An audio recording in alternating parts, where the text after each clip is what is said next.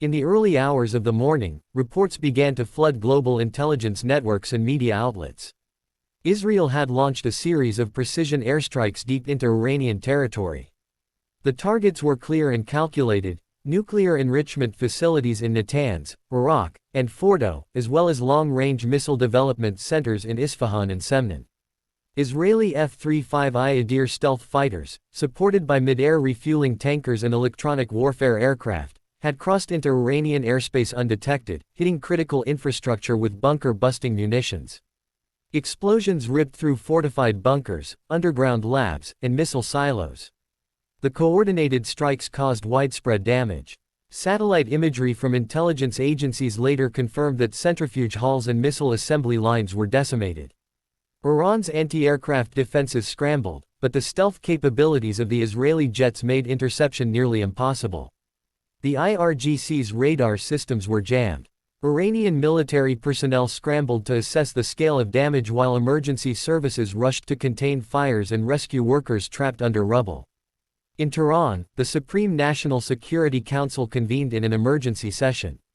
Ayatollah Khamenei, surrounded by top IRGC commanders and advisors, ordered an immediate and forceful retaliation. The tone was resolute: the attack would not go unanswered. Within hours, waves of Iranian Shahed-136 and Mohajer-6 drones took to the skies from bases in western Iran and the southern Gulf region. Their flight paths were carefully calculated to evade Israeli missile defense systems. Iran's first wave of drones targeted Israeli airbases in the Negev desert and intelligence-gathering outposts along the Lebanese and Syrian borders. Explosions were reported near Palmasham Air Base, and fires broke out at multiple sites believed to house Israeli Air Force assets and radar systems. Though the Iron Dome and David's Sling intercepted many of the incoming drones, several managed to penetrate Israeli defenses, striking fuel depots and infrastructure facilities. Simultaneously, Iranian-backed militias in Iraq and Syria launched coordinated rocket attacks at Israeli positions on the Golan Heights. Hezbollah units along the Lebanese border went on high alert, further escalating tensions. The conflict zone widened by the hour, drawing in regional actors and raising fears of a broader Middle East war. In Tel Aviv, Prime Minister held a press conference declaring that Israel had acted in self-defense, citing intelligence reports indicating Iran was weeks away from reaching weapons-grade uranium enrichment. The Israeli government emphasized its right to prevent what it called an existential threat. However, global reactions were mixed. Western allies, including the United States and several EU nations, expressed concern over escalation, calling for restraint on all sides. Russia and China condemned the Israeli airstrikes and called for an emergency UN Security Council session. In Iran, state media broadcast images of destroyed nuclear labs and civilian injuries, rallying nationalistic sentiment. Large crowds gathered in Tehran, Qom, and Mashhad, chanting anti-Israel slogans and calling for vengeance. IRGC commanders vowed that the drone strikes were only the beginning of a prolonged response.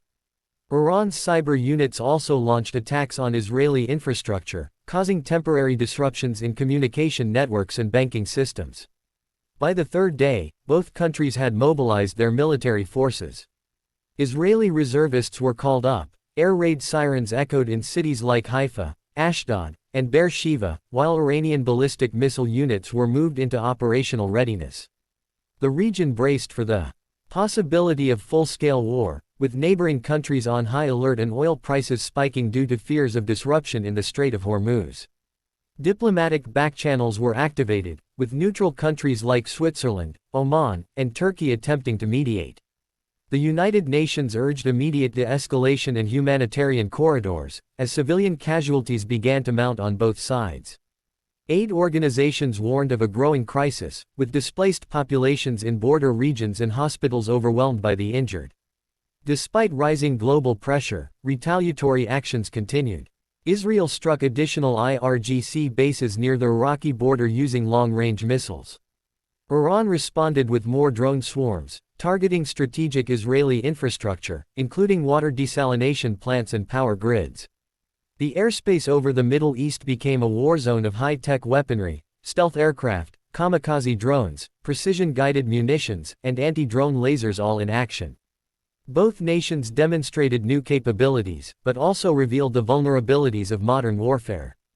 As the world watched with growing alarm, it became clear that the escalation had crossed a threshold, threatening not only regional stability but also global peace. Talks of ceasefire began to emerge after a week of hostilities, but trust was shattered. Neither side showed signs of backing down without achieving strategic objectives. The prospect of a wider war, possibly drawing in the United States, Gulf nations, and non-state actors, loomed large.